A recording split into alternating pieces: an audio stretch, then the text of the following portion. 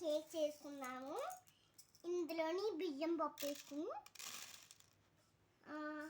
శనగపప్పు వేసుకున్న తర్వాత ఇప్పుడు కేక్ చేసుకుంటాక మనం రెడీగా ఉన్నాము. మా పిల్లలు అయితే రోజు కేక్ తింటారు, ఇష్టమైన కేకు. రాగి జావలో వేసుకుని కేక్ ఇందులో వేసుకొని కొద్దిగా వేసుకున్నాక దేంట్లో పాటలు వేసుకున్నాక ఇలా వేసుకున్నాక చేతిలోకి వేసుకోవాలి. అంత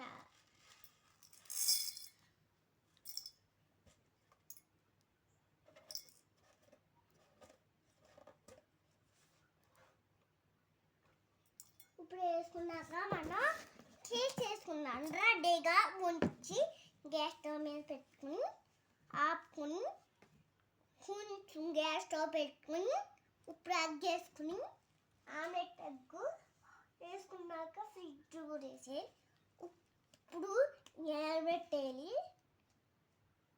వేసుకున్నాక బయట పడేయాలి. ఇప్పుడు ఏంటంటే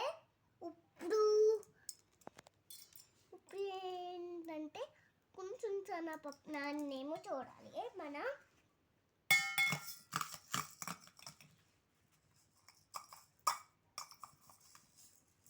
శనగపప్పు నాన్న చూడమ్మా, శనగపప్పు నాన్న చూడమ్మా, చేతితో చూడు.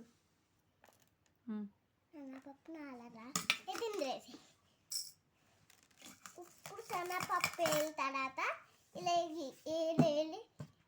ఇలా సాఫ్ వేసి ఇలా కొంచెం బియ్యం పాటలోని వేసుకొని మనం ఉప్పు సరిపోయిందో లేదో చూడాలి. కేక్లో ఉప్పు ఉంటుందా? ఉప్పు కూడా ఉంటుంది, ఏం పర్లే. ఇప్పుడు 1 అయిపోతుందండి. 2 నిమిషాలు అయిపోతుంది. ఇంకా కేక్ని తినొచ్చు. Happy birthday to you. ఇప్పుడు కేక్ రెడీ అయిపోయిందండి. శనగపిండితో ఇలా ఆడుకోయి ఇప్పుడు రాయలు తెచ్చి ఇందుకేసి మళ్ళీ తినాలి. మనం కేక్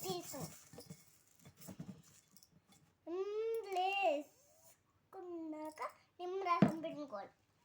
కేక్లో నిమ్మరసం వేస్తారా? ఏం పర్లే.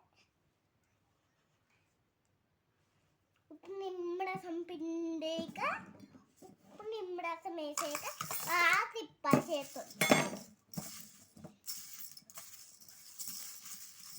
ఓకే.